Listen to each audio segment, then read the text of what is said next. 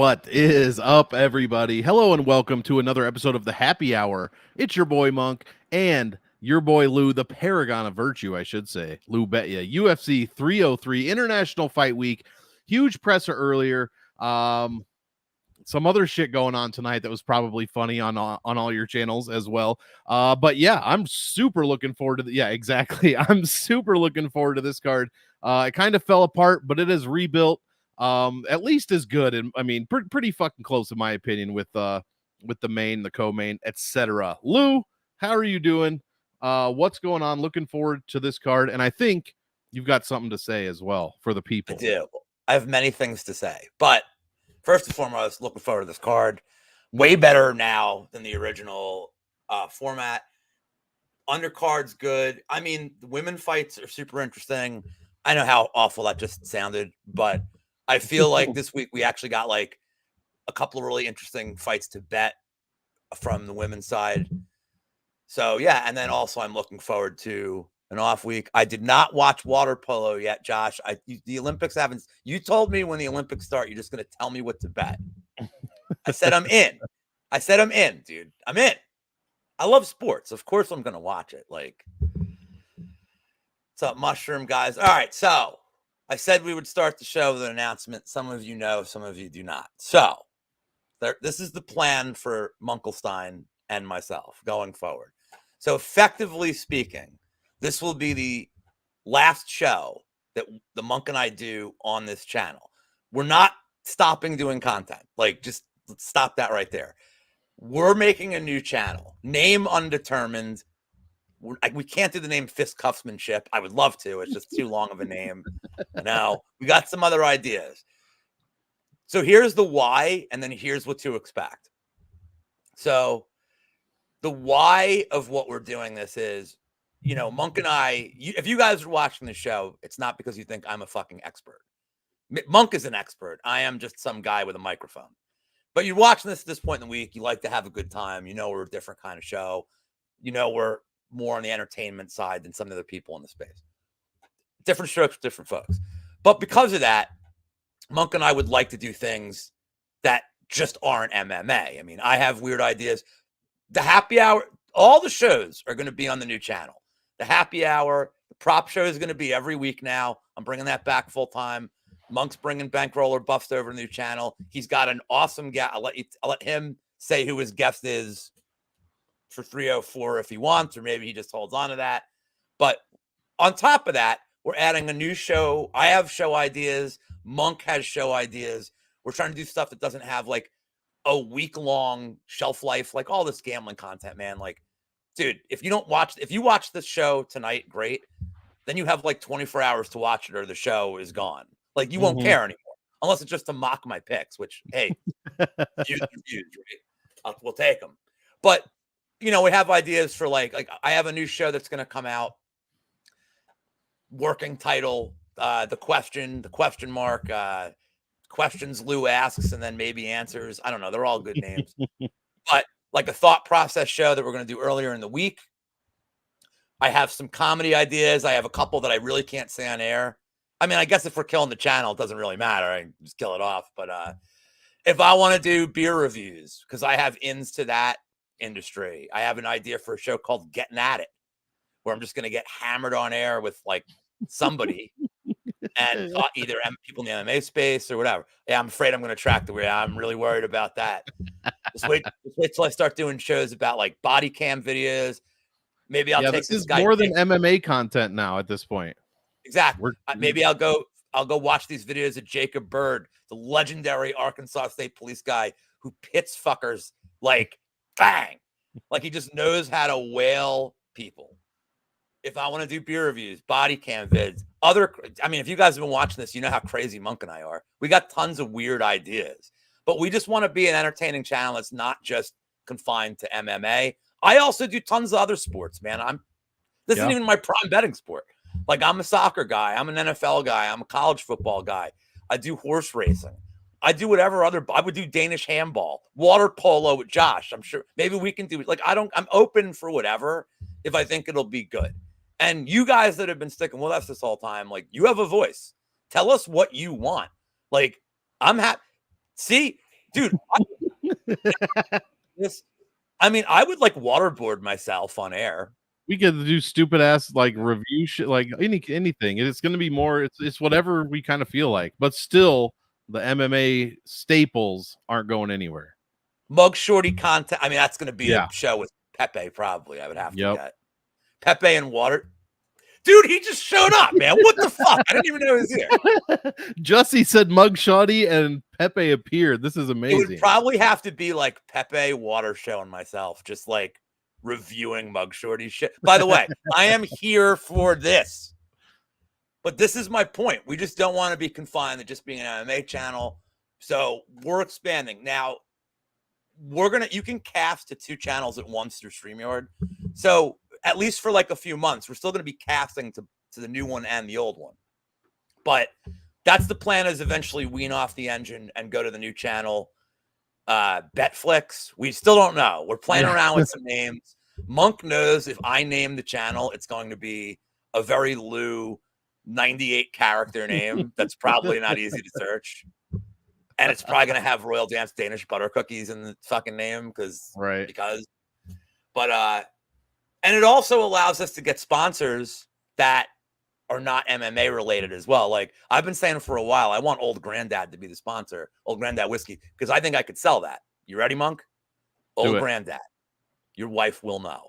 There you go. I just made him $1 million by that. And I'm realistic because they're like, that motherfucker drinks Old Granddad. Right. See, these are ideas that I'm like, there's no idea you can throw in chat that I'm not going to at least for 5 seconds contemplate. So I'm here for it. Oh my God, Pepe. So anyway, that's the news. Monk and I, if anything, we're just making more content, but we're varying it up. But I think the early in the week show that's MMA related is going to be interesting for you guys because it's not a betting show. It's a thought process show. The concept of that show is, as we're going through the fights, it's asking like, what are the important questions to cap each fight? Like, this guy moved up in weight. This guy's coming off a bad KO loss. This guy's had cardio issue. Like, all these things that we do basically in group chats and Discords, putting the pieces of the puzzle together early in the week. What are the most important questions to ask? And this just to be like a thought process show for people. This one's not funny, by the way. This is the one serious show. This is the Lance Storm of MMA content. If I could be serious for a minute. So that's one idea that we have coming up. And then, like, again, we don't want to have rules. And Monk and I do not have rules. So whatever bullshit we come up with, we're going to fucking do. Whatever bullshit you guys want us to do that we think is funny. Except for this. I said I would look at it for 5 seconds. He's Prince of Mischief is now officially off the marketing team. Off the marketing team. But that's it. So that's the announcement. And the un-American. See, FC Crusader knew exact. I love that we have wrestling fans in this chat. That's another thing. I may even do fucking WWE shit. I don't care. Like, if people want me to do it, dude, I'm like I'm the jack of all trades and the master of none. So I'm down for it. But that's the announcement. Excited. Monk, anything to add to the No, I'm excited, man. I mean, I'm excited. I love that we're gonna be opening up to do more stuff that's other than just MMA. Because look, that's the that's the thing. That's so funny. That's the thing with what we were talking about. I've taken breaks before. I used to do game theory and I haven't because I'm doing my database. And it's long story short, all this, and I'm not crying over here or anything, but the low shelf life stuff that I put out that has 2 or 3 days, it takes like work. I do all the Photoshop, get all the everything done for it. It just gets burnt at doing like 13 weeks in a row for some shit that's up for 48 hours. It's like, man, so it's going to be nice to have that and to be able to do some more, I think what they call evergreen content, that you guys can watch all the time. Some will still be MMA, like who's the best middleweight from 27, whatever, just whatever stuff like that. Top 10 lists, anything. If I saw some movie or whatever, we could talk about it. Like Lou said, anything that we're kind of feeling. So I'm pretty excited for it. The MMA content not going anywhere. So that's the main part. And I think that's about it. We need, like, appreciate it, Camber. Maybe we need a Fargo review show. Dude, absolutely. We can go back and watch we can watch Deadwood, and I can show you why Al Swearingen is the greatest television character of all time. Well, it's Lorne Malvo. That's fine. It's fine that you're wrong. I mean, like, it's fine. We can get to the bottom of it. Like, I still like you, but you're wrong, and I hate you. No, I suppose we could start it. I suppose being on time is important. Yeah. So, because if you were on time, you've heard that that's not it. It's going to be more. It's actually more MMA content because I'm adding a show. But once we get to like the end of August, I'm going to have I'm going to do a weekly soccer show or footy for those outside the country. I'm going to be doing NFL content. I'm going to be doing NCAA content. And not like breaking down a 98 game NCAA slate. Like, I'm not doing that. But dude, I bet a lot of sports, and honestly, MMA is probably easily my worst one. So it's, you guys will actually, if you've heard me do NFL stuff before, if you heard me do soccer stuff before, I'm actually way different than this. I'm like way more analytical, way more statistical. Like, I'm like Wheezy with stats in that regard, but yeah, I mean, and people ask me to do content for different sports all the time, so I'm happy to. I love doing stuff I hate to say it, I love doing stuff that's not MMA content, but it's because it's all we do. So I love when I get to vary it. Mm-hmm. All right, let's get to now that all that being said, let's go do some MMA content. We'll do it what Big Steve say, shut up and MMA. That's all we'll do. And really, Pepe is right. I goddamn like footy, it's so weird that people call it this. Like, you have footy bets? And I'm like, that's gross. It's gross, man. All right, let's get into it. Here we go. Let me get my bearings. All right, Ricky Simon taking on Vinicius Oliveira Loke Dog, if my memory serves. Minus 240 for Ricky, plus 205 for Oliveira. You ever hear that David Cross bit where he says, what if Ricky Henderson called himself? And he's like, Ricky. He's leaving a message. Ricky. It's Ricky. Pick up the phone, Ricky. It's one of the greatest things of all time. Minus 150. Fight doesn't go. Over 2.5 years. Plus 114. Minus 144 for the under. Lou, why don't you start us off? So this is a great, fun fight. I feel like the line, it's a strange line when you look at it, and it looks strange for two reasons. Because it's a step down for Simone in terms of strength of schedule, but also the look from Oliveira being controlled and taken down by Sapai on short notice, like easily controlled for almost 2 full rounds. People are looking at that and saying, well, if Sapai did that, what's Simon going to do? The problem is that we don't know that Simon necessarily is going to just spam takedowns. If he's going to want to, he seems to feel like ever since that Shore fight, like he just likes hanging on the feet a little more. He's, we've seen this before. Tons of guys, man. You get a knockout, now you get a taste for it. I think he'd be a fool to do that. So for me, I like, and the number's moving, but I like the under. I mean, I don't, exhibitions don't like, I don't really, exhibitions are hard for me to cap, but I like the under here a lot more. I think Oliveira is absolutely dangerous on the feet. I don't think Simone is as chinny. I mean, his striking defense is bad. I don't think he's necessarily as chinny as people think, but I don't think it matters against Oliveira. I think he hits super hard, and I think he can absolutely knock out Simone. I think if you're going to play him, I would play Oliveira KO here. I don't know how he wins enough minutes. I mean, unless Simone just withstands all the damage that Oliveira gives him, which I suppose is possible. But I'd rather play the KO on the Oliveira side. But I'd absolutely prefer the under here because I do think if Simone has success with takedowns, if he goes for takedowns, sub is live. I think a ground and pound KO is live. I think Big Steve had like a idea early in the week about fight to end in KO. I think that's kind of a good play too. You're covering Oliveira's, the bulk of his win equity. But yeah, all the finishes are live for Simone. I mean, look, could I see a Simone decision where he just gets takedowns each round and doesn't really pursue a finish? Yeah, but I think that's kind of low percentage here. I think if he's getting takedowns early, he's probably getting a submission. And I think Oliveira is just going to be throwing heat. And look, Oliveira showed really good cardio last time too. Withstood a lot of ground assault, got up, looked good. So yeah, I like the under quite a bit here. Nice. I love this first fight of the night for GPP tournaments, man. Even Ricky Simone and Cash is probably debatable. I mean, you could probably work him in there.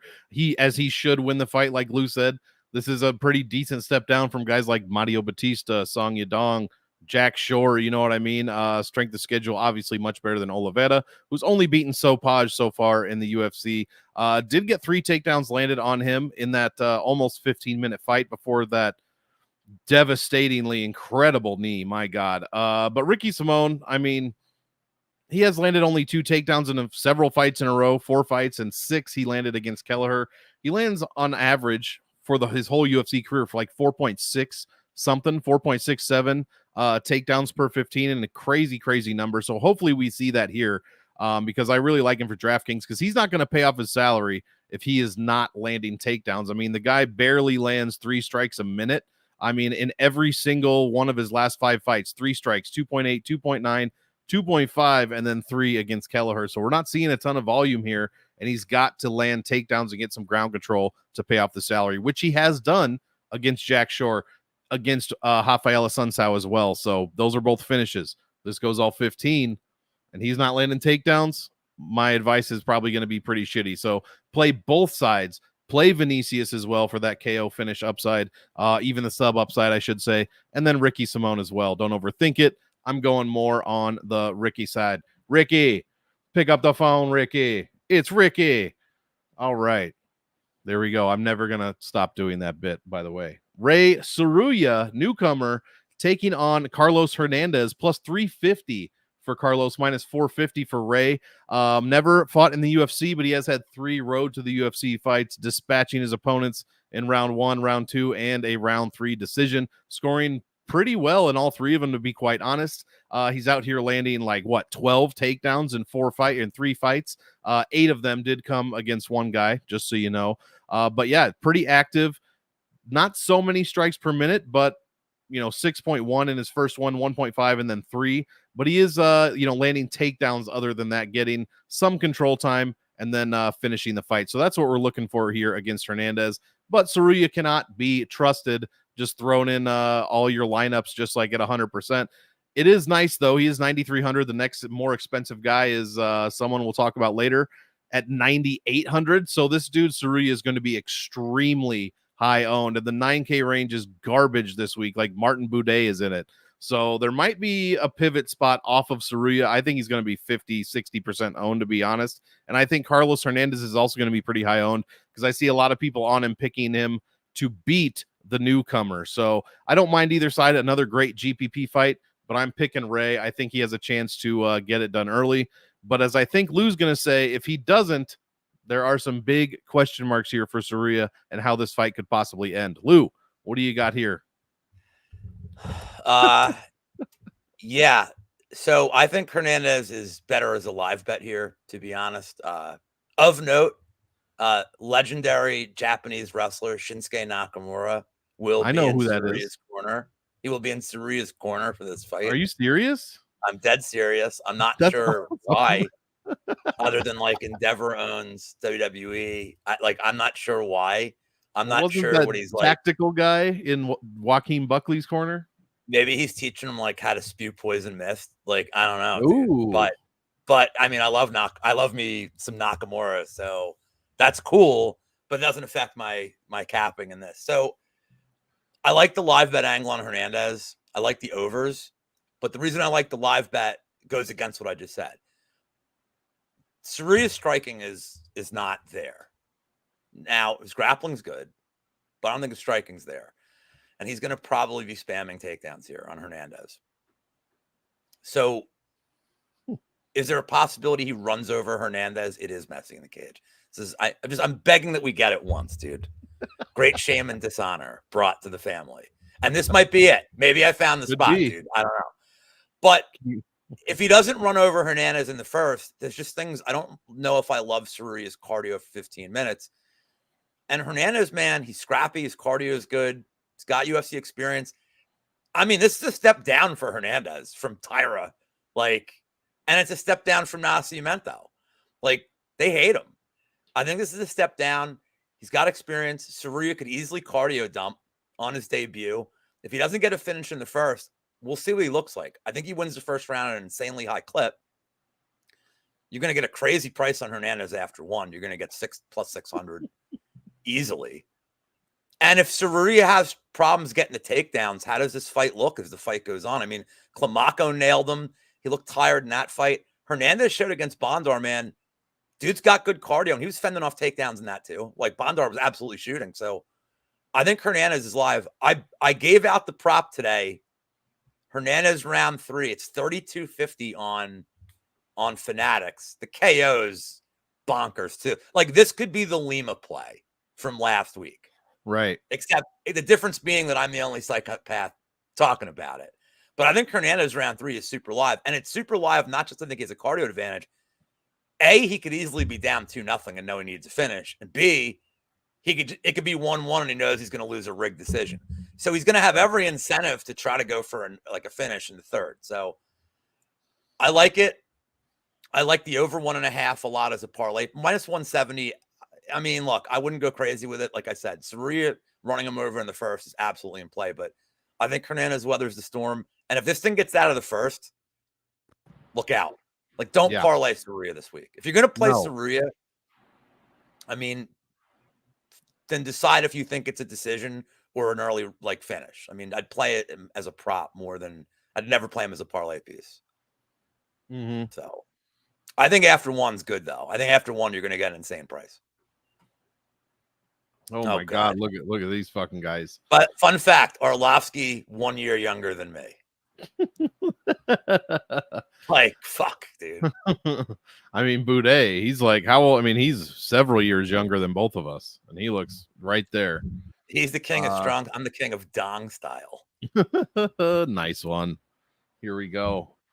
The heavies. We're gonna see who the king of dong style is here. That's for sure. Martin Buday taking on Andre Arlovski. Minus 250 for Martin Buday. Ridiculous. 9,100 on DraftKings. Plus 210. I was laughing at that one. I don't know if we could put it up on our new channel. We're putting up all the fucking comments. Plus 70 or plus 210. 7,100 for Arlovski. My God, I can't read, dude. Plus 115 fight doesn't go. Over 2.5 is minus 185 here. Buday Camurro's 40-1. Let's go. Lou, start us off with this heavyweight banger. I mean, I don't know what you say about this, man. Like, it's so funny because this is one of two things. If Buday doesn't go for takedowns at all, and this is 15 minutes of standing, even if he's going for clinches, Arlovski is so live to win this fight. He's so live to win a 15-minute low volume. And, judges love him. So, look, that's one way this fight plays out. No, he's very live, dude. He's very live. It's not even a split decision. He's live to win a 30-27. Buday is not high volume. I can't get the breath. Now here's what I worry about. And here's a different angle on this. Buday's coming off a humiliatingly bad KO loss to Shamil. A very bad look. And that makes me wonder, by standing on the feet all these fights and getting KO'd, do you think he attempts a takedown? If he attempts a takedown in this fight, he's going to get Arlovski out of there. He's going to pancake him. That's it. I don't think Arlovski's getting up. I don't think he wants to get up. Dude, I'm his age. I don't want to get up. If I'm down, I don't want to get up. I'm good. I'm here for months. I'm good. Yep. I'm sleeping, right? I'm sleeping in that spot. This is where I live now. So this is tricky for me because I think the over is correlated with Arlovski and the under is correlated with Buday actually going for a takedown. Because I don't think Buday, even though Arlovski's slowing down, I don't really see Buday KOing him on the feet at a high clip. It can happen. Absolutely. But I don't see it. I would see Buday getting a takedown. I mean, I saw Dogfather brought up the Buday sub, and even that price is ugh. It's not even that good. I mean, I just look at these fights against Barnett and Breshki, and Buday is just willing to have these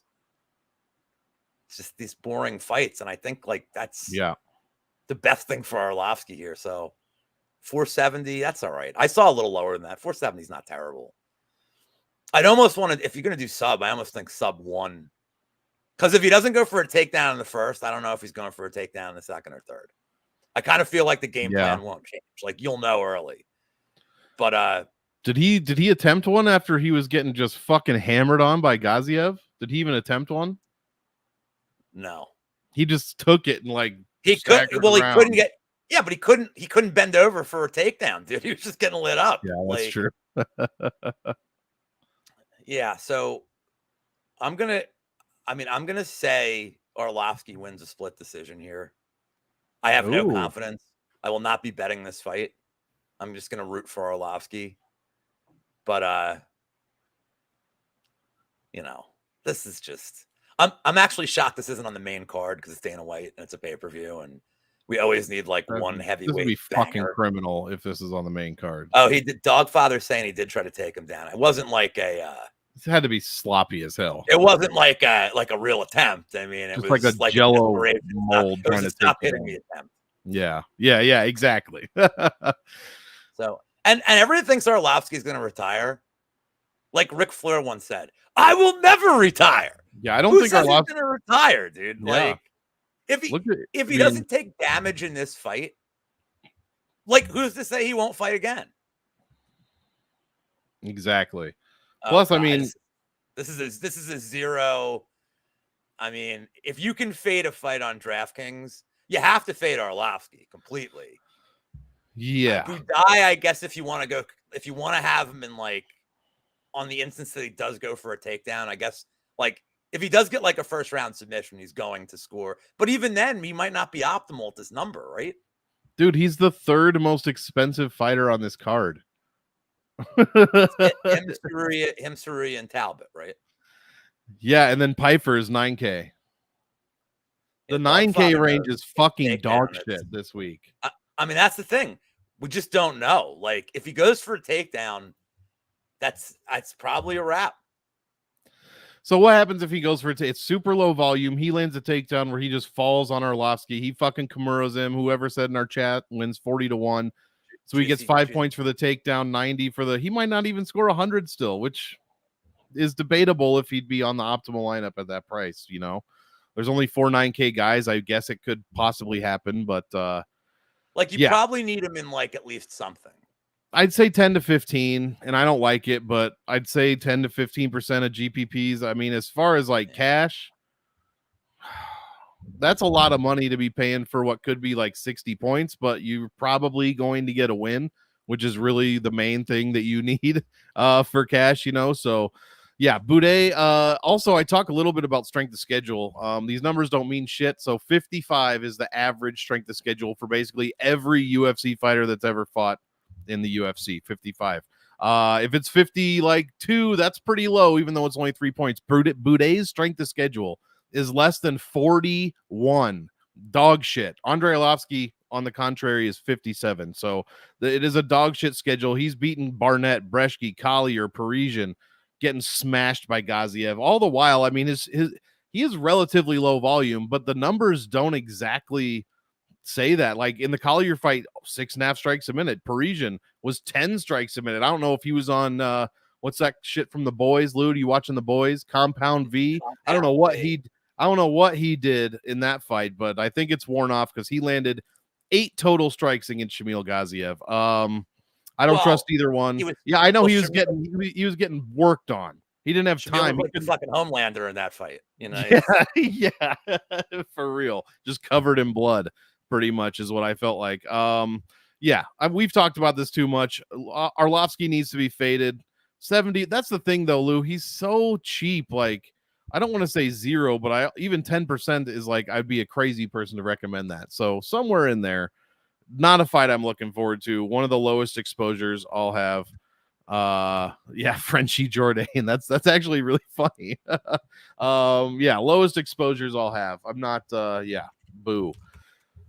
This one could be decent. Little strawweight action. Jillian Robertson minus 177, 8,700 on DK, taking on Michelle Waterson Gomez at plus 152. 38 years old for Waterson Gomez here. I don't know what Jillian's age is, significantly less than that, I'm pretty sure. Plus 130 for fight doesn't go.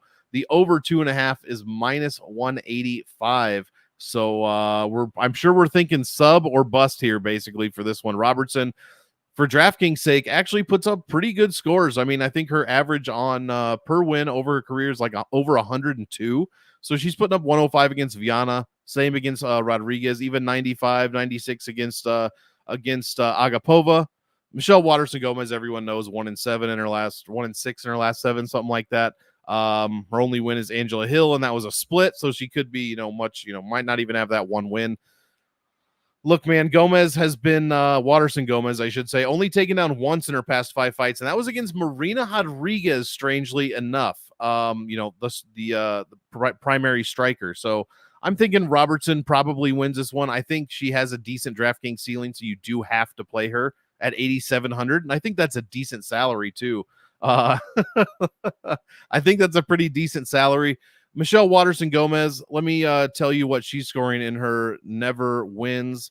88.73, only 33% of her wins are over 100, and that hasn't happened in quite a while. So give me Robertson for the pick. Give me Robertson and DK. Not too much interest in Waterson Gomez, but I think Robertson has a decent ceiling. Lou, what do you got here? I know a lot of people are like playing the Robertson sub only. I do think she has decision equity here as well. I think if she gets takedowns and Waterson's fighting off subs, I think that Robertson's absolutely live to win 2 rounds on the ground. But I got a hunch that's not what's going to happen here. Oh shit! So I think Waterson's takedown defense is good, but I also think that Robertson's entries are not good.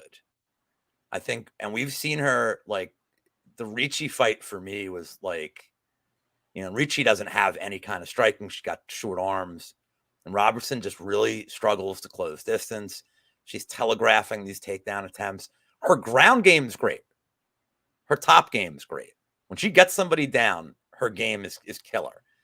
And if she continues to get Waterson down each and every round, that sub's going to come at some point. If she has 3 rounds where she's got control time in each round, I think that sub will come. But I like the way that Waterson throws kicks to at least keep distance. I think if this fight stays at kicking range, I think Waterson wins a 30-27. I think all the optics will be her. Robertson, I know she's working on her striking. I know it's improving, but I have a gut feeling here that Waterson is able to just keep her at bay.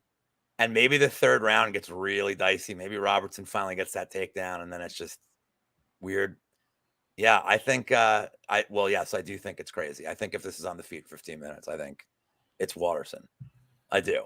I don't think Waterson has finishing equity here. I think if she wins, it's, just kick, punch, Ed kick, Johnny punch, all that. But I'm going to pick Michelle Waterson by decision here. I am going to bet Waterson as well. I'll probably wait. I want to see a little bit of line movement tomorrow. I also like Robertson now settling into this weight class. I still just want to see her on the scale.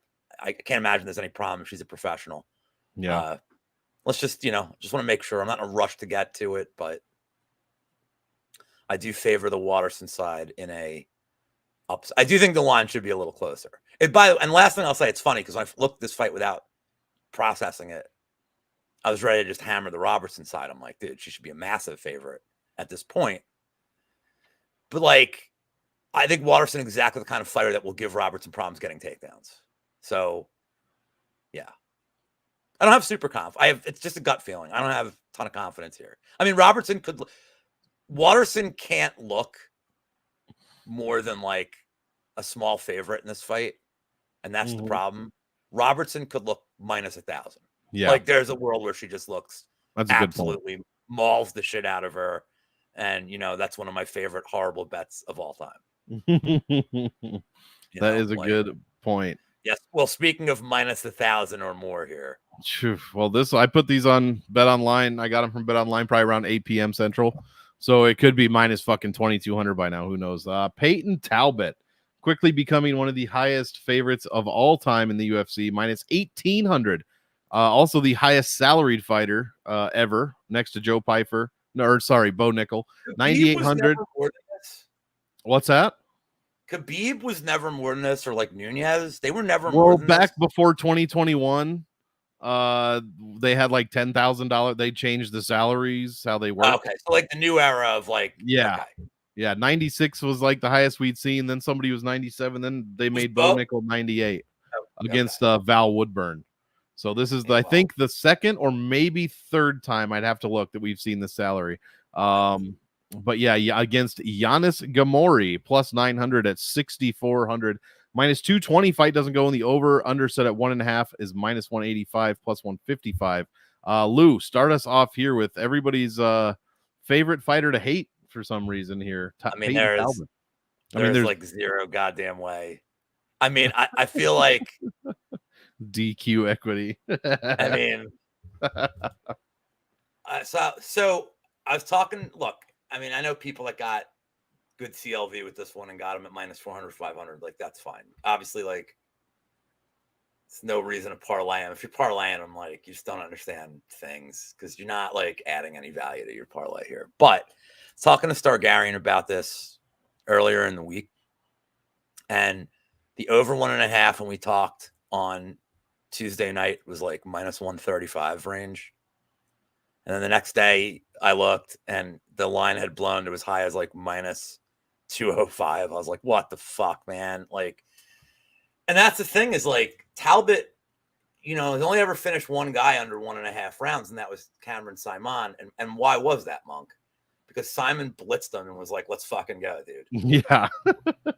Ghemmouri's not going to do that. Ghemmouri's going to run for his life, or he's going to try to clinch, going to try to get him against the cage. He's going to just try to stall out the clock. So I like, it's not just that I like this fight to go over 1.5, but like you have to think that Talbot, I don't know some people on the Talbot decision here. It's not for me. I think the Talbot round 2, round 3 KO. It's an absolutely terrible price. It's awful. It's a terrible price. It's like plus, I don't even know. I didn't look at FanDuel, but I know what the individual round 2 and round 3 is. I think the round 3 KO is like plus 300. Like, it's awful. It's awful. It's terrible. So, yeah, it's live, but I think the way this fight goes is I think Talbot's going to find a lot of body shots here on Ghemmouri and just kind of bend them over. And then, the club and subs live, but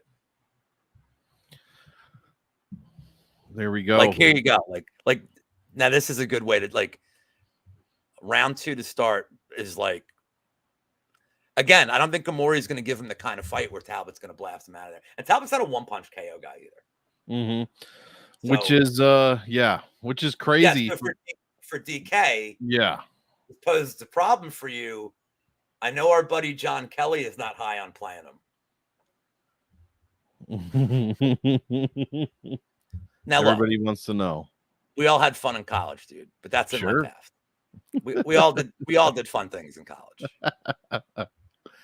You got to make sure to screw the pole into the ceiling as well. That's the trick. Oh shit. Can we delete this from the broadcast? It's never happened. Yeah, Talbot at 98 is fucking crazy, man. It's insane. He's bordering on unplayable. Look, he put up 113, like you said, in that crazy firefight against Simon, where he put up almost 15 strikes a minute and secured a knockdown. But then in the Nikagiri fight, he only put up 68 points. So we got two very different data points to look at here. Ghemmouri, his debut was against William Gomi. He scored like shit. He didn't do much at all. No takedowns landed, 28 strikes, which is 2.2 a minute.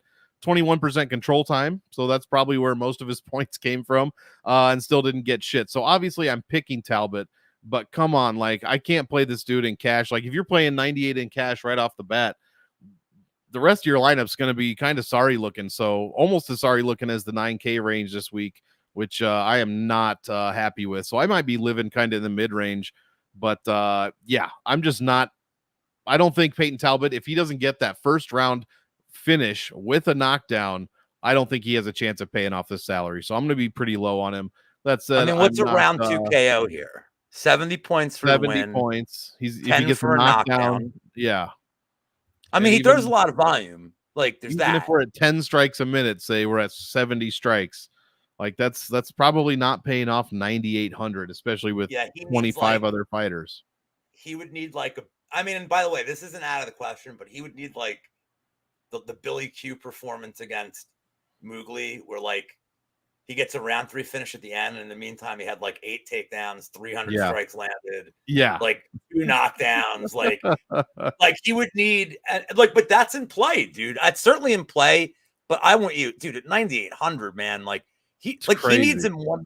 He needs a one, like Bo Nickel can be worth it because the 1 minute finish is live. And Bo Nickel scored like 128. Right. You would need like, and he's not going to get you that, like, and that's the thing is Talbott necessarily is he going to grapple for, if you knew he was going to just spam takedowns and like there are tons of strikes on the ground, maybe you justify the salary. Yeah. Yep. But yeah, you could see a first round ground and pound finish that could pay off very well. So yeah, we could see like what was his name? Is that Breshke? I don't remember who turned him around. Was it Waldo? I don't remember. But that shit was hilarious. Yeah, we could be seeing something like that. We need like a Talbot Jordan Levitt collab. There we go. So yeah, at your own risk, play that 9,800. I can't unsee this Frenchie comp from the boys now. I can't. I don't know if Talbot's a meteorologist, but I'm pretty sure it's raining bitches for him. I'm pretty sure. Yeah. Pretty sure. Dude. Yeah, here we go. Charles Jourdain taking on Jean Silva. We are at a pick'em right now, 8,300 for Jourdain and 79 for Silva. So we've got some automatic, a little bit of DraftKings leverage there. Not too much, but some. Fight doesn't go as plus 110, and the over 2.5 is minus 170. Let me get switched over here. Yeah, I don't know, man. This one is interesting. Charles Jourdain is somehow 6. Well, I don't know about somehow 6-6-1 with a 500 record in the UFC. I mean, this dude is getting finished. He's winning by decision. He's losing by decision. His scores are all over the place, but nothing too impressive in his last 5. Like he's putting up decent scores when he loses, but when he wins, he's only putting up 93 against Hamosh and Crone Gracie. Meanwhile, John Silva of the Fighting Nerds, the Weston Wilson win. I mean, aging so well, Lou, like a fine wine.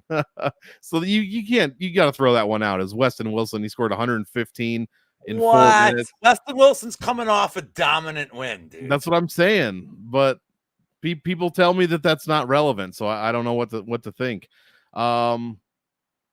Yeah, I think this could be a decent GPP fight, but it also could be a stinker. So I don't really. I'm probably picking Jean Silva actually as a slight dog. Yeah, I'm probably picking Silva as a slight dog, but I don't know how excited or unexcited I am for this for DraftKings. I'm probably going to be pretty average. I want to look at the ownerships. Yeah, exactly. Also, Beaver Covington is just a great fucking name. That is top tier. We get the best. The only person we're missing right now with a great screen name, we're missing 2. We're missing Jacques Tits. Yep. And we're missing Local Man Shakes Fist. Yeah. Like, I think my favorite name out of all of them. So yeah, I don't have a hot take or anything for this fight. I'm hoping somebody gets finished, but it could also go to decision and somebody scores like 80 points. So I'm going to be pretty average on it. I am picking Silva. He is 7,900. He is the dog and could end up as the favorite. Who knows? Like I said, it's a pick 'em right now. So Lou, what do you think about this one? I'm of 2 minds on this one. And like I can tell you right now, I think there's going to be the chances I bet this fight are 0. Mm-hmm. Yeah. I'm of the mind that the line itself really feels like a buy the dip spot for Jourdain. It's a big step up for Silva. It is. It's a huge step up in competition. You know, I don't know what Silva's going to look like in this fight late. We know Jourdain, this whole, like, he's legendary late in fights. Like, yes, he's had a couple of good round 3s. But he also didn't finish Andre Ewell when I had a bag on fucking round 3 prop. So I think that the line, especially at this price, tells me that Jourdain would be the side. The problem is Jourdain is, and I'm quoting my good friend Magic MMA here. He's a mongoloid and like he's an idiot, and I will never want to side with Jourdain because I think his fight IQ is like Yeah. Like the Burgos fight, which I think he won, and I had a bet on Burgos in that fight. That was the Long Island card. Mm-hmm. I was at that fight. I mean, even live, I watched it back. You're biased when you have the bet, but even I was like, I only got one bet wrong that whole day. I think that was the Simone Shore, the knockout. I think we all had like the over, and I was like, oh shit. Yeah. I mean, even live, I was like, I think Jourdain won that fight. And then watching it back, I was like, Jourdain absolutely won that fight. And he fought a perfect fight, did not fight dumb. Like, he looked like if you're a fan of Jourdain, like, that's what you want to see all the time. The way he approached Burgos, like, outstriking, like, he looked awesome in that fight. That's probably his best performance. The Kron Gracie fight, I don't really put on him. That's Kron Gracie was just a fucking asshole, man. Like, that was such a bad, like, right? I didn't need to tape that for this week. I'm never watching it again. No. Whenever I see a fight like that I know is on like the list of things I have to watch, I just watch Dada 3000 and Kimbo again because I know that I'm like happy. At least that will make me thrilled. So I'm going to pick Jourdain because Pepe told me to.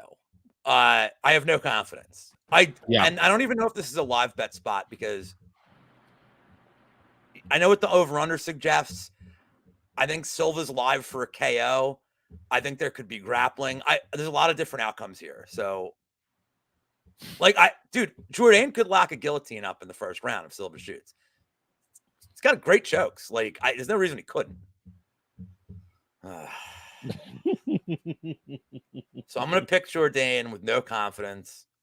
I'm going to say he wins, like, a split decision because the first 2 rounds or whatever, and he wins the 3rd round. I want absolutely nothing to fucking do with this fight. I don't even know who I'm rooting for. I don't even know if I'm rooting for anybody. Like, and this is not the Yambag fight. That's on the main card.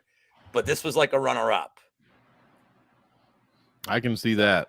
I think the line though, I do think Jourdain should be a bigger favorite. And I realize the money came in on Gene Silva, but at least this fight I have a bet on.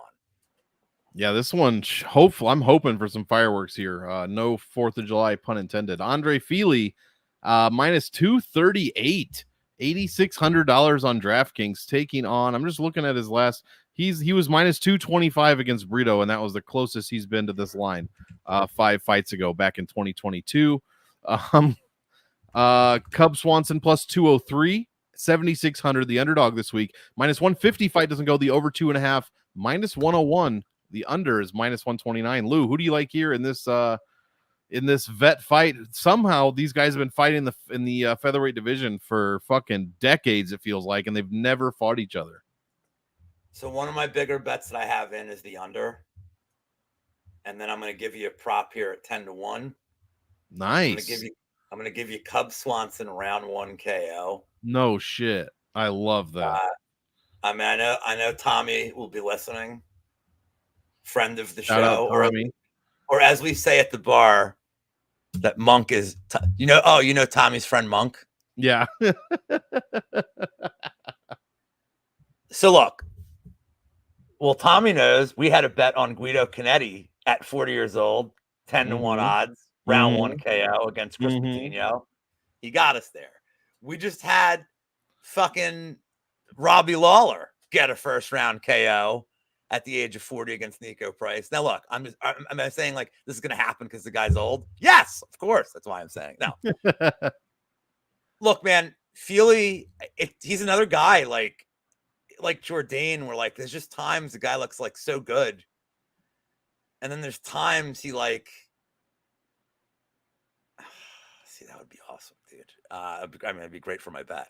Yeah, Jenna, fucking Guido. Hey, fucking Guido. Hey, hey, over here. Hey, Paisan. You want to hear a joke? Yeah. All right, quick joke while we're here, because this is what I have to do. So, it's a Polish guy and an Italian guy on a beach. And the Polish guy goes up to the Italian guy and he's like, dude, how are you getting all these women? He's like, you're not even that good looking. And the guy yells at him a little bit for saying that. It's not very nice. Italian guy said, dude, it's easy. You get a Speedo and you get a potato. You stuff the potato in the Speedo and girls just flock. He's like, okay. Probably already know where this is going, but I don't really care. So the Polish guy goes out, gets the Speedo, gets potato, does it, goes to the beach, goes to the Italian guy. He's like, you said it's not working. He goes, you got to put potato in the front, dude. Love it. Anyway, there's your Italian Polish humor for the day. So Quota met. I don't like Fili coming back within a 6-month span from the KO to Ige. And that was a short notice fight that Fili took. And there was a lot of narrative about that one because Fili was talking shit to Ige. He's like, oh, I sparred him in the gym. There's something I know I can beat him here. Ige did not like that very much. Ige just knocked him the fuck out. Now, Swanson does not hit as hard as Danny Ige. That's not a hot take. That's a fact. He doesn't. However, we did see Cub Swanson against Darren Elkins just come out and be like, I'm going to fuck this dude up. And that was recently. That wasn't a long time ago. He's like, I'm going to go fuck this guy up. And he fucked up Darren Elkins. That was like an incredible. And of course, I had a bet on Darren Elkins because I just love losing money on Darren Elkins. I just enjoy it. It's one of my favorite hobbies. Well, whatever. He's got me enough round 3 wins in his lifetime where like I'm plus for Darren Elkins in my life. I'm not worried at this point. I also don't think Swanson has to contend with the leg kicks here. I think Fili, it's not that Fili doesn't throw kicks, but Fili is more just going to be in the boxing range. If anything, maybe he worries about the grappling, but I kind of just feel like Fili's going to be like, you know what, dude, let's stand and bang. It's like respect the legend, let's stand and bang. And if he does, that Swanson KO is super live. I also think Fili KO when Swanson is live. I think a club and sub is live too. If Fili doesn't like how it's going on the feet,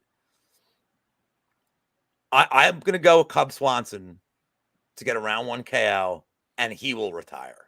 I will predict the retirement for him. That would be a good time for him to go out. Because look, man, what's he going to do at this point? Like, he's not, he's not fighting for a title. But I think somebody's getting, as Brady would say, I think somebody's getting served.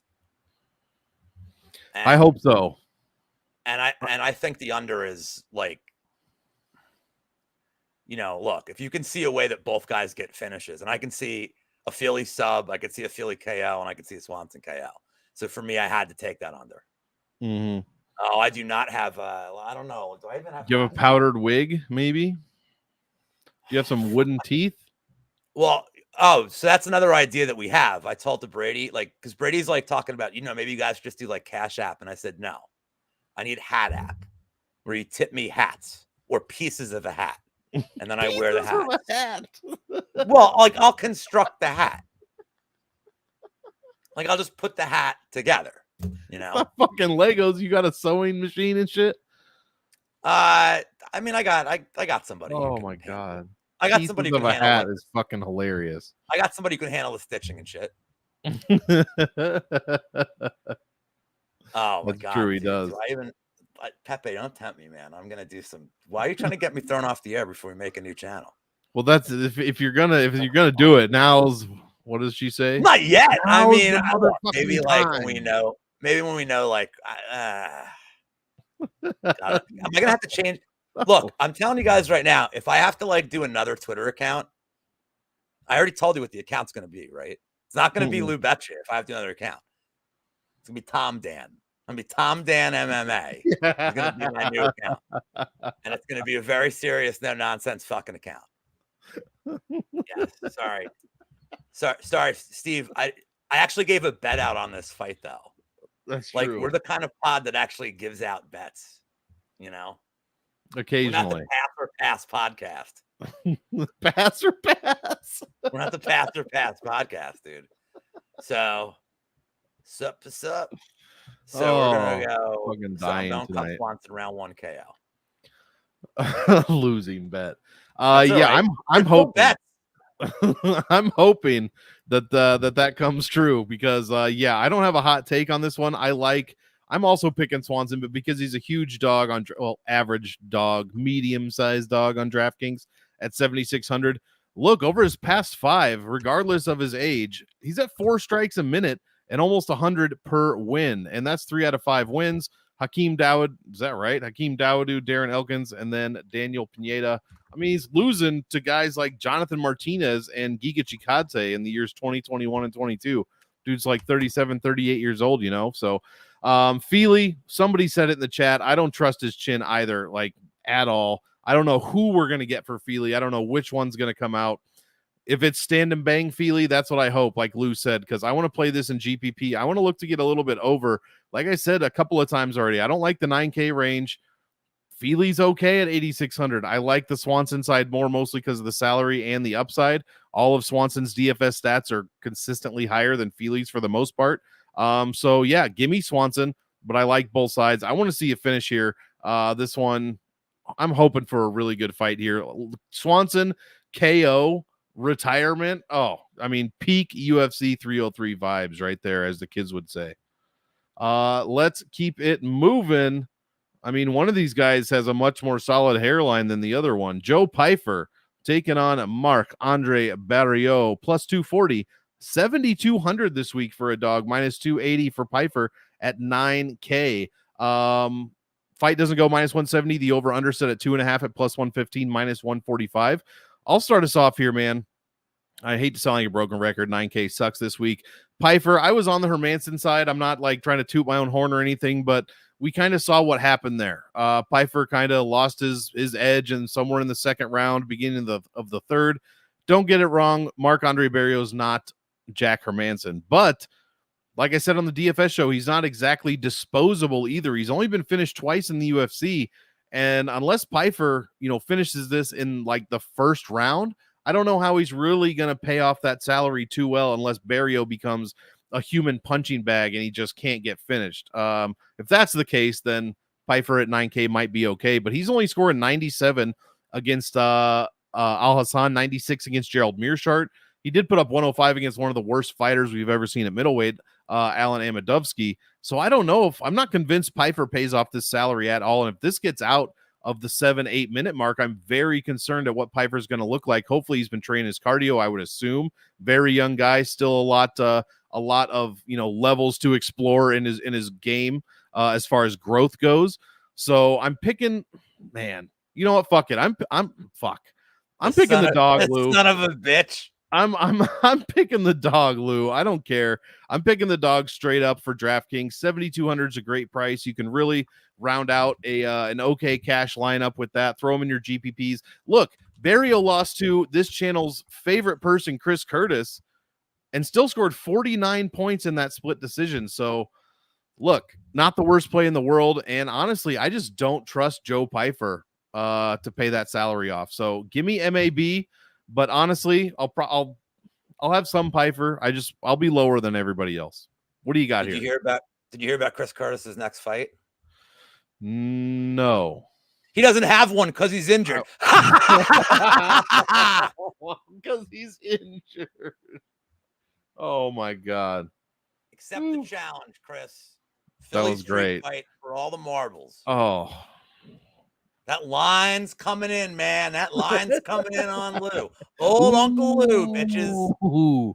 I'm like plus 130 now. If you got in early, let's go. Here we go. We got some MAB love in the chat. So, Monk, I love you, right? Yeah. Are you going to tell me I'm dumb?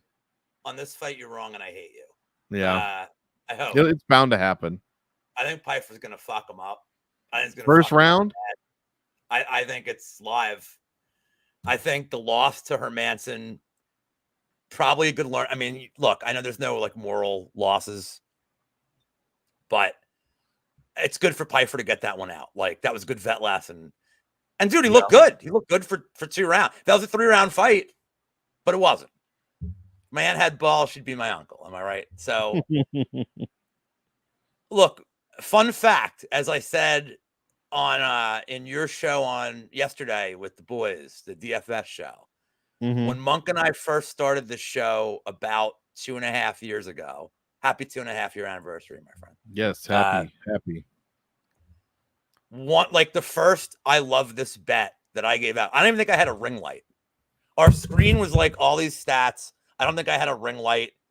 Like this whole operation was just starting for the birds. I'm like, man, I really like the Barriault Chidi fight to go over. And then Chidi beat him in like 6 seconds. 15 seconds. Well, by the way, the cops will be there before Curtis has a chance. Like 60-second fight. For 60-second fight, I think I can do all right. Smash him with an ashtray or a stool.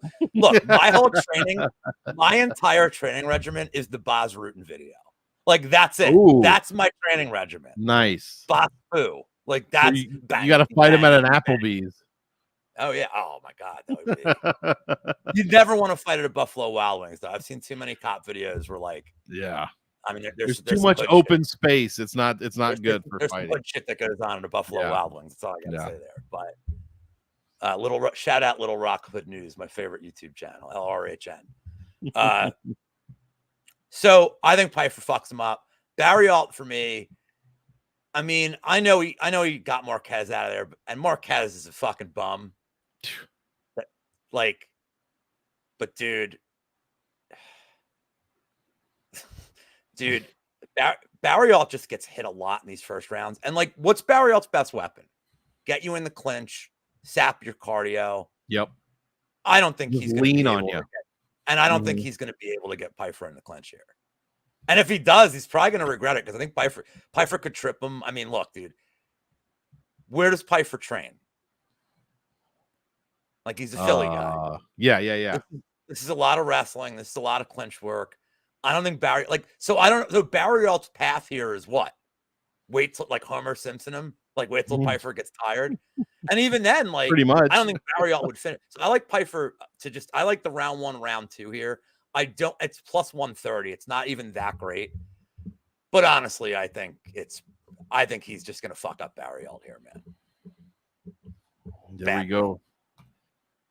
Here's a fight where probably nobody's going to fuck up anybody. Ian Machado Garry taking on Michael Venom Page. Garry minus 150, 8,200 Page at plus 130 at 8K. The closest lined fight, if I could speak, on DraftKings. Fight doesn't go at plus 150. The over under at 2.5. Obviously, the over minus 200. Lou, I'm going to shit all over this fight. So why don't you go ahead and tell us what you know about this one? Well, we're a month early, Monk, but let's get in the spirit of things. Guys, You've waited all night. You've waited all night for it. Yes. Your favorite bet of the night. But it's a guy from Ireland. It's a guy from England. I just don't feel right calling this a yam bag shot. Mm-hmm. So, Monk, I got to dust off the playbook. I got to dust it off, guys. This is not a yam bag fight. This is the proper rogering of the night. Somebody is getting properly rogered. And if you've never heard that term, it's exactly what you think it is. Oh, my God. I have that dream like 3 times a week, man. So does Ian Gary's wife. So, man, this sucks because, first of all, I hate both of them. I know. I hate both of them. And then they did the whole fucking video today of MVP seeing Gary's kid and like, dude, just stop it with this crap. Like, just stop. Like, you have a fight where the one guy's showing the other guy's kid. And then you have another fight where the dude's talking about using shaman powers to win. Which fight do you think is a better fight? So it's funny. So I went back and I watched the Page Holland fight, which is painful because, like, you know, I'm a Kevin Holland stan. Yeah. And somebody was like, man, Page was fucking up and hurting Holland. And I was like, no, he wasn't. And then I went back and watched and I'm like, he hurt him a lot more than I thought. Mm-hmm. Like, never really in danger of getting him out of there because Holland's got like a brick head.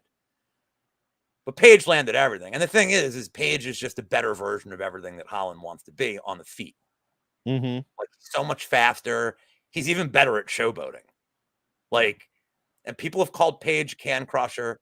Okay, well, dude, Bellator's roster sucks. What's he supposed to do? Like, you can only beat the guys in front of you. Mm-hmm. Dominate, if you dominate a guy in front of you, like, I mean, he had like Paul Semtex Daly, like, just shooting on him because he wanted nothing to do on the feet. Like, and I know a lot of people that I respect are playing the Garry sub. Dude, Garry's not going for takedowns here. And even if he does, I think Page's takedown defense is a lot better. Dude, he's not like a fish out of water defending takedowns. Like Logan Storley taking you down is a lot different than Ian Garry taking you down. And I also think that Page's get-up game is a lot better than people think as well. Mm-hmm. So let's just say this is on the feet for 15 minutes. Okay, Garry's younger. You know, his boxing might even be better. The problem is like, you know, like people are still mentioning, oh, well, Garry got knocked down by Kenan Song. And it's like, okay, but he improved. Like, I would look at the Jeff Neal performance and say, like, that was awesome. Like, he was never even close to getting hit. Like, was it exciting? Maybe not, but it was like a masterclass. It really was. It was an impressive performance. I don't think Garry is necessarily going to showboat here either. This is a big moment for him, dude. This is a big fight. Yeah. Because if he wins this fight, like now the real shit begins. If he gets Page in his resume, now I think a lot of stuff opens up to him. So I'm going to side with Ian Garry here. I think they can both have moments. I think Ian Garry wins the decision. I think the price is probably right. I don't think you're getting a true advantage here at this number. But yeah, I don't love it. And by the way, shout out to Kiwi and Daz, who I don't know what's going on their Twitter. I think there's like some issue with Twitter. But if they do decide to brawl, we will host it. We'll happily provide you a ring. Mm-hmm. Sponsored by whatever the new channel's name is, and I will ref. I have a ref shirt. I'll announce it. So we got this under control. So yeah, now to throw it to you for this, you didn't go yet, right? No, correct. Do you fade this completely? I think so. Honest, that's how I'm looking at it now. Because I mean, Garry, in my opinion, has more ups, obviously, in DraftKings. Because he has takedowns. Yes. Page, Maybe. I mean, put on a good performance. He only landed 2.7 strikes a minute. He scored 50 points. 50 points in that win against Holland. Like, I don't know. That's just not good. Meanwhile, Garry, his points have kind of fallen off a cliff. He only put up 85 against Magny and less than 60 against Neal. But unless you're going to tell me that Garry or one of these guys is going to finish the other in the first round, I have zero interest in this fight. I mean, we've seen Garry land some takedowns before, but like you said, I don't expect him to come out here and like shoot like he's Marab or something. If he does, then I'm definitely going to want to play him at 8,200. But I'm going to fade this one overall. But if anybody's going to have a side, it's going to be the Garry side. Like I just said, he's obviously has the higher ceiling. Page is all striking defense. I don't see how he pays that off unless he KOs Garry in the first round with a knockdown, for that matter. So I'm picking Ian Garry probably, but I wouldn't be surprised if Page won a greasy decision, to be honest. So, go ahead. Dude, I'm not going to try to get off track here, but this is actually something I need to tell you. So I may as well just tell it on air. So I don't really care that my door's open and this doesn't involve the Mexicans. So I should be all right. So I told you, this was a couple of months ago, for you guys in chat that don't know this, my downstairs neighbor shot himself. Oh, yeah. He shot himself in the leg and in the head, and he's still alive. So he's the worst shot ever. He shot himself in the shower, and it was fucking chaos. And I told Monk as it's going on, I'm like, dude, He shot himself. What the fuck? His name is Garry, by the way, and that's why I'm like, is he still alive? He's like, yeah. Is Garry. Well, his name is Garry, and that's why I'm remembering this. So anyway, so his court date, he's had a couple of continuances, but being charged. What do you get charged with for failed? You get charged with like shooting a gun inside. I don't want to talk. I mean, I don't want to talk about this too much on air, like, because there's some sensitivity, and like, I've had my issues with these people in the past, like going back to like last New Year's, but he did placidental shooting. It was a placidental shooting. But that's been the name of my fantasy team for like fucking That's 15 years. awesome. Placidental shooting. So anyway, like I'm looking up this, like, so finally, like there's this list of charges and like keeps getting continuances, and I'm like, dude, if this would have been me, I'd have been in jail for like 15 years. Dude, I got pulled over. Like if I would go like 10 feet in a car, they're like, do you have drugs? And I'm like, dude, I literally just got out of the gas. Like, what are you doing?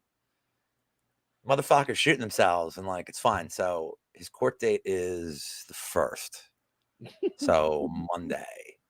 So we will. You got it written down on your dossier, like your Better Call Saul. Well, I mean, look, man, I live in like kind of I'm old. I live in like kind of a boring town. I would do the same thing. Like, let's go, dude. Dude, if I see cop cars outside, I'm like I need to know. And after this whole thing with like blasting the Mexican hat dance and like that old shit from like weeks ago, I just have to move. I have to move.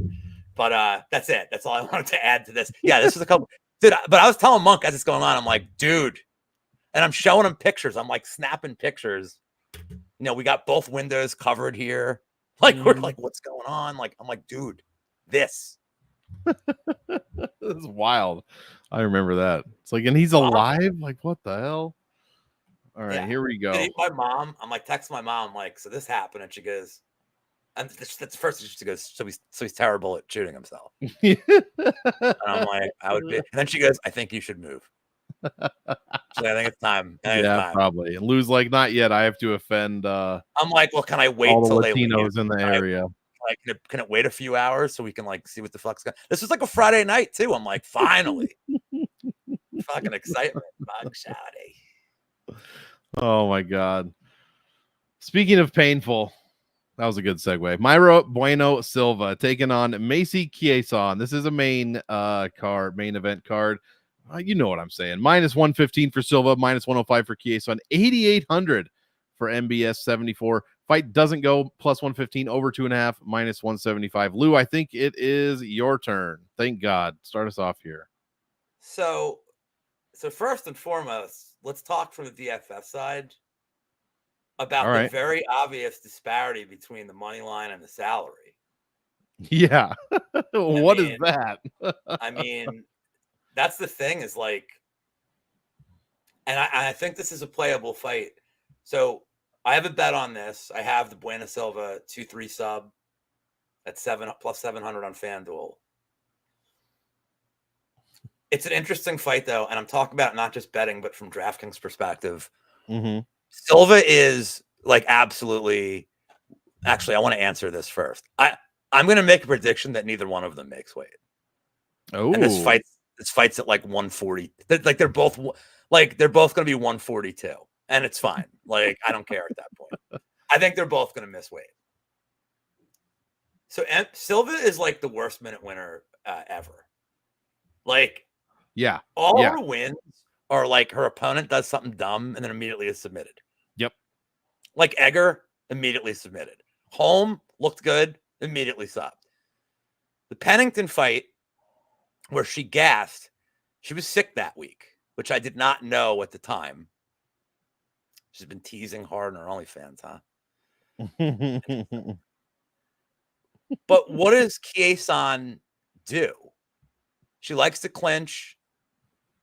Yeah. And I don't know that she's stronger here, but if she clinches, I mean, the joke, Silva has all these submissions and like no takedowns, which is just wild. It's wild, like how it happens. And she's probably going to be losing every minute of this fight until she wraps up a submission on Chiasson. So I know a lot of the market came in on Chiasson. I don't know if it's recency bias. I think that if this fight goes the distance, Chiasson probably won a pretty clean 30-27. But I have Silva to get the submission here. And I think if you, like, again, I don't know the Chiasson really is finishing equity here. Silva's pretty tough. I would never play the under. I'd absolutely play the Silva in the distance over the under. Mm-hmm. Like, I guess the KO is kind of live, but it just seems like the way she wins is meme sub. So, like, this is where I need Juicy in chat to come up with, like method. Give me a method on BetMGM that, like a 20-1, like an omoplata. She's not going to hit an omoplata, but like, right. Like standing choke is like super live for me here. Yeah, this one's rough to play Silva at 8,800 where the line is. Like you said, it's fairly impossible. Chiasson has the upside anyways. Silva generally not a good scorer. I mean, she put up a good score against Landsberg, but other than that, not really. She's at about 88 for her whole career, something. Yeah, 88.8, while Chiasson is at 103.5. I mean, she put up 111 against Kianzad, 106 in a decision against Dumont at featherweight. I mean, she's had her fair share of a couple of low scores as well, but much better than Silva overall. And at this price, man, I mean, in this economy, Lou, what are we doing? I'm taking in this economy. Yeah. And I mean, I'm going to play some Silva for sure at 8,800. I'm just not excited about it for the price and for her historical stats. So I am going to play it though, in case the finish somehow happens, which is definitely live. Otherwise, I'm just going to be you're going to have to look out, because I think there's going to be a lot of ownership on Macy Chiasson. I think everybody's on her this week, or not everybody, a lot of people. Yeah, with talls. That's true. 5'11" here. The reach is 6 inches for Chiasson as well. So yeah, I'll be on both sides. I don't remember what I was just saying before that, but yeah, give me I'll pick Silva. Oh yeah, about Chiasson's ownership. She's going to be extremely high owned at 7,400, especially where the line is now. So jack that up to 30, 40. I mean, she's going to be very high owned, very high owned. So you're going to have to pivot there, most likely, but I don't think either one is a bad play for average ownership overall. Probably a bit less for Silva. Here's your obscure reference for the day. I know who that is, but I never watched it. Well, yeah, they were their whole race was based on whoever the tallest people were in charge. The mighty tallest. And Kevin McDonald was one of the voices of the tallest. From I think it was like him and Dave Foley. Kids in the Hall. I love when they pop up. I mean, by the way, never a bad way to gamble. That's true. Very handsome. Never a bad capping approach. Very handsome haircut. Oh yeah. I mean, only one of these guys has back hair, shoulder hair, chest hair. Come on. I mean, Anthony Smith from my hometown, but I'm going with my guy, Dolidze. Minus 142, 8,400 this week for Dolidze. Anthony Smith, plus 122, 7,800. He's still hoping somehow that he can fight Alex Pereira on this card. Minus 145, fight doesn't go. The over 2.5 is minus 105. I will start us off as soon as I switch over. Look, Roman has been a bit disappointing lately, not only in his win-loss rate, but also his score. We're at less than 2 points a minute against Vittori, less than 1.7 points a minute against Imavov. That just hurts. He still scored 42 points, but that was in 25 minutes. And he didn't fucking do anything. Less than a strike and a half per minute. Lionheart Smith surprised some people with the win over Petrino, 94 points there. Only scored 73 against Span, and has been getting KO'd a couple of times and then lost that decision to Walker. I think Dolidze has the much better upside, the takedown upside. Smith cannot stop a takedown. Maybe sometimes he could argue he doesn't want to, likes working off the ground occasionally, but we've also seen him on the ground just get completely dominated minute after minute after minute, and just lose fights like that. So that's kind of what I'm hoping for from Dolidze. I mean, the takedowns, obviously he has not landed. Is this right? He hasn't landed any takedowns in his last 5 fights. I mean, couple of round 1 knockouts, a round 2 knockout against Hermanson. So yeah, it does make sense, but I'm hoping that we see that against Anthony Smith. We'll see some control time, hopefully some non-significant strikes, and we'll pull off a good score at a decent salary here. This is a doubled up salary. So 2 fights are 84 and 78. This is the second one of the night. So yeah, is it the second? I don't even remember how it works out. But I like Dolidze. I hate picking against Smith, but it's hard to pick Smith these days, even against somebody like Dolidze. So give me Dolidze. I like it for DFS, and I'll probably play a little bit of Smith here, but 7,800 is quite a bit to pay for Smith. Lou, what do you? Oh yes, Lou, what do you think about this one? Number one, I am very disappointed that you didn't use the picture of Bogdan for Anthony Smith. You had a golden opportunity. I did. Right. So this is, by the way, this is the true obvious yam bag fight of the night. Yes. Like, there is no doubt. Like, this is the cursed.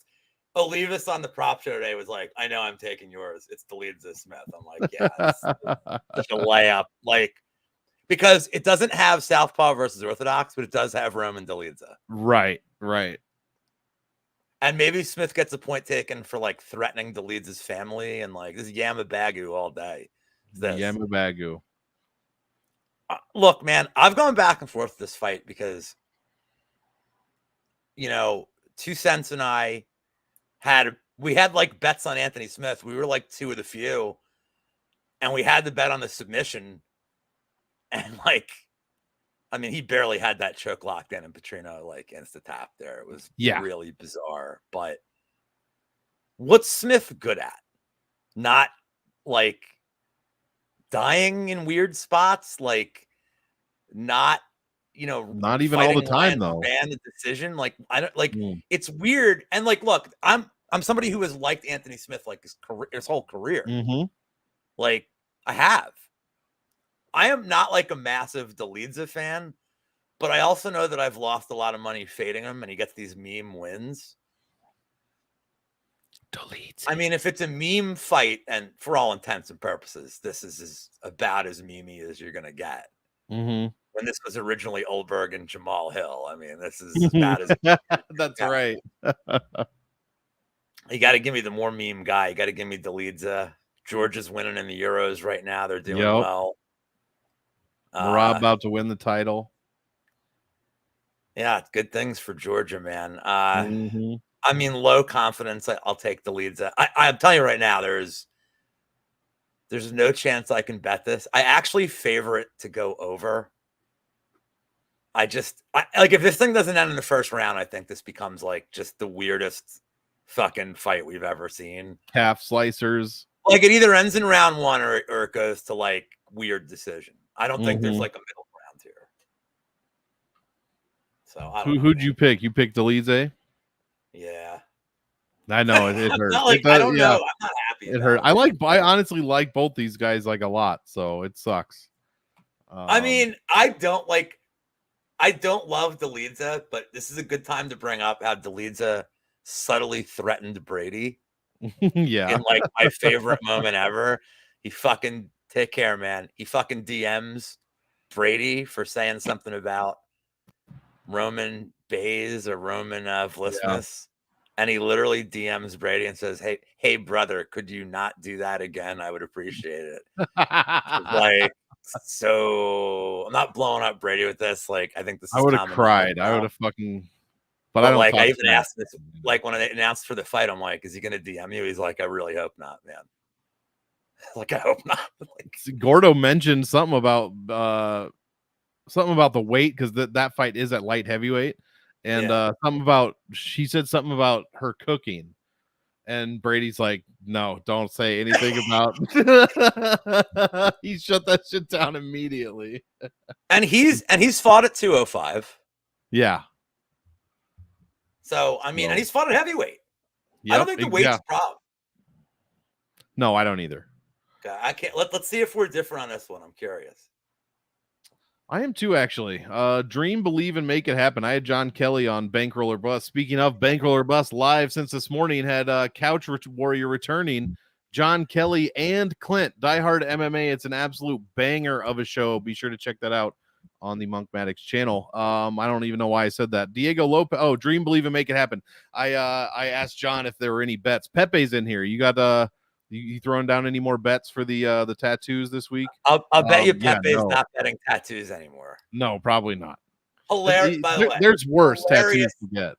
Legendary bet between him and Evans. Absolutely. Absolutely. And that font is just, I don't know. Diego Lopez is a true enigma. Minus 145, 8,400. Brian Ortega plus 125, 7,800. Fight doesn't go. Minus 165. Over under set at 1.5. Minus 215. Lou, you start us off here. Hold on. Let's get that in there. Okay, look. So I am 0 for Lopes. I'm 0 for this guy in my life. I had like Evloev finish. That didn't happen. I had Gavin Tucker. Mm-hmm. That was a horrible bet. Yep. I had Sabatini. That was a horrible bet. I had Yusuf. That was a horrible bet. So I had to think, is this just like in for a penny, in for a pound? Could be. Or and I decided I'm done.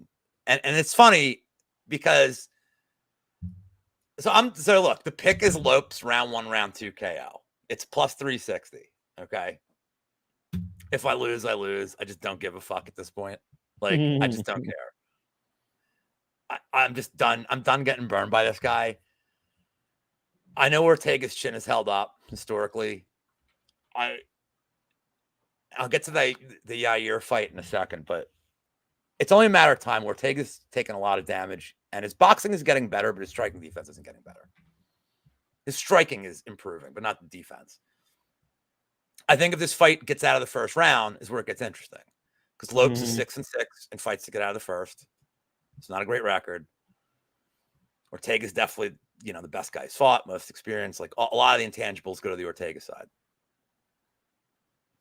Yeah, I'm telling you right now, this is 1,000,000% what's going to happen. I'm betting Lopes, and I'm telling you that means you should bet Ortega, like 1,000,000% fucking percent. It's more that I'm just done. And if Lopes wins, I mean, who's next for Topuria? Is it Holloway? Likely, unless some bullshit with Conor McGregor happens. I don't think McGregor is. Well, McGregor would never fight at 145. I mean, no, Max would go up. Chandler ain't fighting that fool. But if Lopes runs through this dude, right? He's probably the next. The next fight for him is for the title. I mean, we got to be getting one fight away at the minimum. Yeah, Damari, of course, here is like 1,000,000% right. Like, there's just people I can't get right, and there's people I get right all the time, and this is just one of these fucking dudes. I just can't get him right. But I'm done losing money against him. If I lose money on him, I'll still buy his Dashboard Confessional albums. Like, that's fine. I'm like, they're fine emo band. Maybe he'll put out. I know he doesn't have a beard, but maybe he'll put out some like hair products for. I don't know. It kind of reminds me of like it's like people that have been fading, and so like the opposite of this for me is like Duplessis, where people have just been fading Duplessis every single fight, and he incomprehensibly wins every single fight, and I have just made all the money on Duplessis, like all of it, and I just give it back on this fucking dude. So, I'm done getting burned by it. I do think, and so here's a question for the chat and for you. I don't think, dude, he's had a bad haircut the whole time. That's the problem, man. Like, he's the king of throwing you off. So I'm pretty sure Lopes hits harder than Yair Rodriguez. Clearly doesn't have the varied offense. He doesn't have the kicks, doesn't have the angles. But I think he hits harder. And everything Yair was hitting on Ortega looked pretty clean.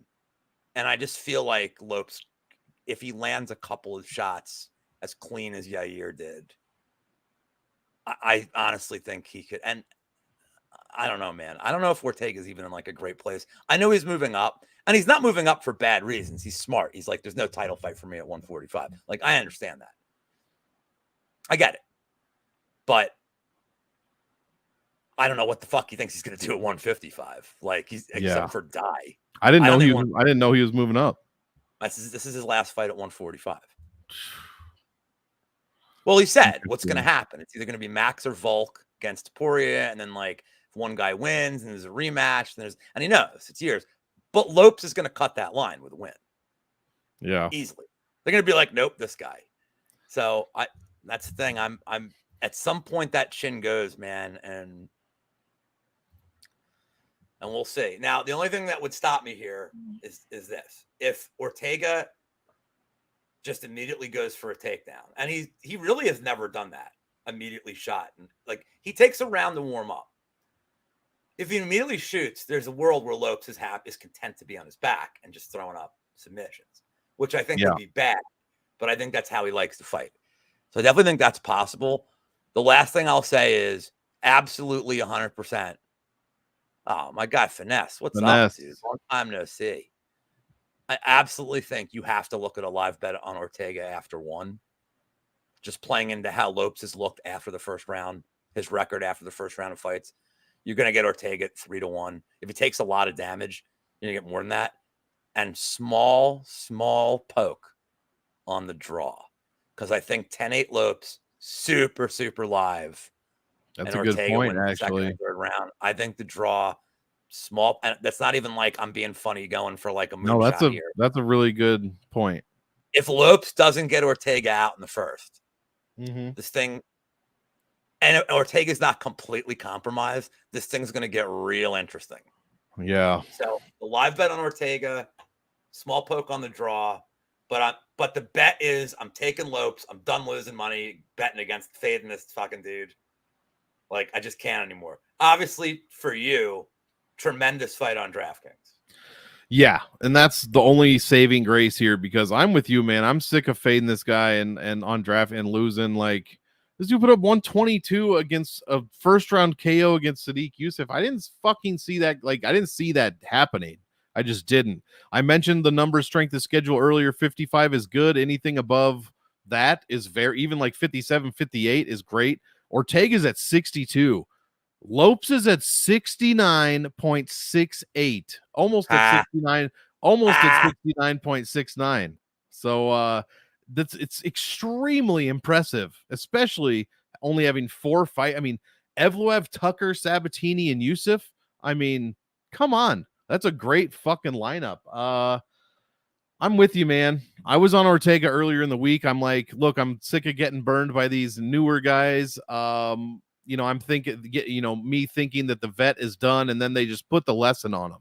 I've been getting burned on that a little bit lately. So I was thinking that here with Ortega. But Lou, you made some great points that I was thinking, after I said what I said on Tuesday on another show. I'm with you, man. And the only thing that I'm now picking Lopez to win, and the only thing that makes this easier is I'm playing both sides at DraftKings, 8,400, 7,800. This was the second of the doubled salaries. Love both sides, but honestly now, even if he's more expensive, I might be a little higher on Lopez. I just think his ceiling's higher. And like you said, Ortega, I'm a little nervous about him. He didn't look fucking good in that Yair fight until he did. And like you said, Yair was landing well over 5 strikes a minute on him. Volk landed 8.5 on him. And Max Holloway landed 14.5 on him per minute. So this dude absorbs a lot of damage, and Lopez apparently is not just a submission guy like I once thought. So give me Lopez, but this is a great fight for GPPs. And we did it, Lou. And a haircut you can set your watch to. Dude, and he is, talk about just leaning into something. That thing is halfway down his back now. Same stylist as Sarah Froda. Shout out to Sarah Froda. We did it, guys. Main event. Hit that like, hit the sub on this MMA channel, engine channel, but soon enough, you'll be subbing to a different channel, we hope. So we really appreciate you being here. Alex Pereira taking on Jiri Prochazka, the rematch. Minus 145 for Alex, 8,500, plus 125 for Prochazka at 7,700, minus 550, guys. Fight doesn't go to decision. Is this the highest number we've had all night? I do believe so. The over-under set at just 1.5 and plus 145 on the under. I will go ahead and start us off here. Look, the salaries are great. 85, 77. We've got 25 potential minutes, blah, blah, blah. Hopefully we don't see anywhere close to that 25 minutes. But one of these guys has a much higher ceiling than the other, and that guy is Jiri Prochazka. We're gonna have to really gather our minerals and rocks and whatever the hell, charge them under the moonlight for this one for sure. So yeah, Prochazka has the better ceiling, I should say, in my opinion, than Pereira. I mean, outside of that Jamal Hill win in which he knocked him out in 3 minutes, fantastic knockout. Oh, love that one. He scored 109. Outside of that, he's not doing anything. 92, 66, 97. Like, we're not paying off I guess that when you're 8,400 or 7,600, I take that back. That does pay off that salary. And here we're sitting at 85. So I am going to be on a little bit of both sides of this one, but more Prochazka than Pereira is my point, even though, man, I'm at like 50-50 on who's going to win this. I really don't know. As of this second, gun to my head, I'm picking Payton to beat Prochazka, but I like Prochazka much better for DraftKings overall. So maybe that'll flip by the time I haven't watched a press conference. Maybe I'll think something's great in that, or by tomorrow I'll just change my mind and pick the dog. But I will have more of the dog picked in DFS than Pereira. I like Prochazka for cash, actually, like a lot. And yeah, I'm still picking Pereira and still.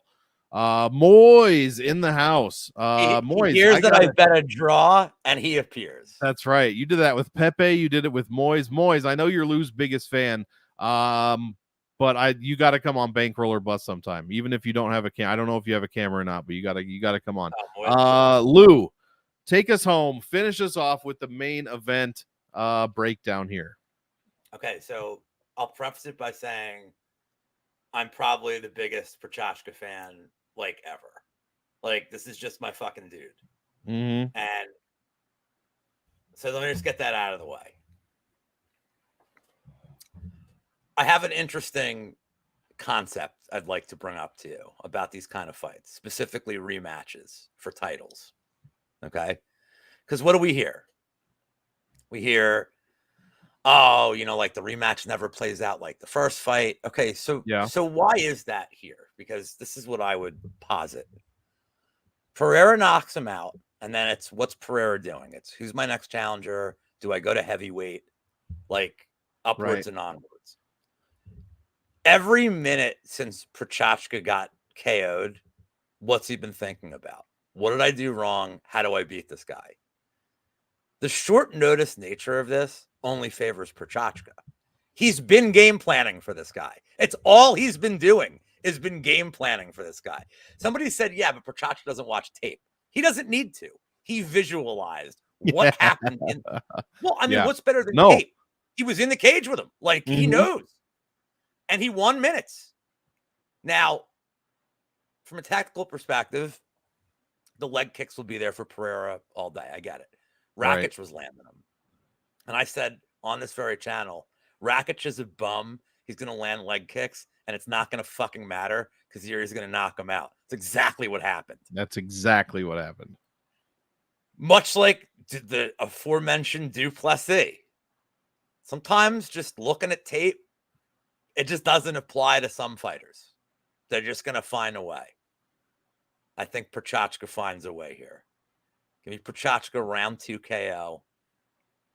I'd love to see a round 5 submission, like a crazy ass prop for the culture. But I think Prochazka gets this done before the leg gets compromised. And of note, Pereira is historically a pretty slow starter. He's getting his reads. He's got 5 rounds. He's not in a rush. Slowly shuffles forward. But what it tells me is Prochazka may not be compromised, at least early. That's why I like round 2. I'm finishing him off. And we both had Pereira against Jamal Hill. But I'm just kind of not really a Jamal Hill guy. Like, and it's not like the personality or any of that stuff on air. I've just never been like he's a good boxer, but I don't know. He's all right. Like, Pereira, that was like just the most hilarious meme, thing ever. I just wave off the yam bag. I think, but especially like the short notice nature of this and the fact that when you lose a title fight like this and you're still in contention, you obsess over the guy, and you have to obsess over it to figure out how to get over that hurdle. Dude, Cormier to this day is still obsessed with John Jones. Yeah. Like, when you lose a title match like that with all that drama, all those stakes, like, yes, you will obsess. It's all you think about is how can I beat this guy? Pereira has not been thinking about Prochazka since until they announced the fight. Steve's telling me I'm racist. I know what he's Well, you I was a fan. good I on was a this fan one? of Sadiq Youssef against Lopes. That didn't go too well for me. Yeah, there you go. So there you have it, guys. We did it. All 13 fights, International Fight Week, UFC 303. We've got a break this week, so be sure to get those bets and lineups in. We got to make up for next week. So I don't have much else. Bankroll or bust, check it out. And just keep a lookout on the new. We should be posting developments basically in the next week or so, and then probably every couple days after that, I would imagine. So yeah. Be sure to check that out. We will be letting you know what it's called, where to go, all that good stuff. Easy, what's going on? Dude, we ran like 20 minutes longer than usual, so this is on you, bro. But yeah, that's all I've got. I'm done with content for the week. Lou, what do you got? Go check out Props to Consider I did earlier today with Brandon Olivas. It was a good show. 30-minute show, like real easy. 3 props each. He was really easy to work with, as always. Second time we've had him on, like super fun. You know, I, as always, will watch this show again. I learned so much by watching this show back. I'm like, man, they are really smart. I try to separate myself from it. Just be like, man, exactly. these dudes are sharp dudes. Well-dressed, handsome, good beards. Well, one of them has a good beard. The other one is me. But, and that's it. I don't know what you guys are doing for the off week, but I will, since we're constructing the channel, Monk and I will talk about this. I'm definitely going to do a video just to like get something up there. It might be me, like, I don't know, playing guitar. I don't even know what the fuck I'll do. I'll come up with something. Do you play guitar? I'll make sure I drink 8 beers and then just whatever comes in my head, I'm going to do on the fucking show. Let's start off with a fucking bang. We could name the channel to do the David Tell playbook. We could name it Pizza Pussy Santa because everybody likes one of those. Because everybody likes one of them. There's no better way to go out with a perfectly delivered David Tell joke. So on that note, we want all of you to enjoy the fight. So enjoy, and we will see you in the next one.